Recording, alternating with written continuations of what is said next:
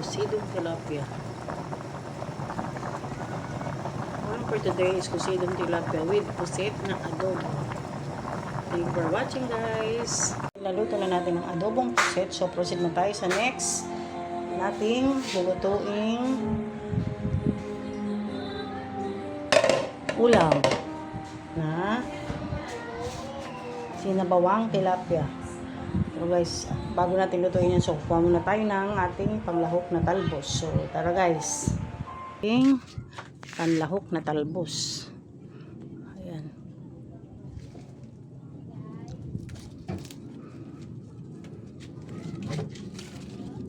Guys, nakakuha na tayo ng talbos ng kamote galing sa ating tanim sa likod bahay. So ayan, start na tayo magluto guys. So una kong gagawin ay papakukuluin ko muna yung tubig. Lagay na natin ang ating sibuyas, kamate, luya,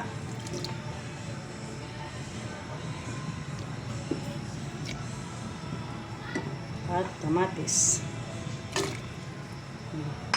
Ayan guys, pakuluin muna natin ang ating tubig bago natin lalagay yung ating isda. Lagay natin tayo ng asin.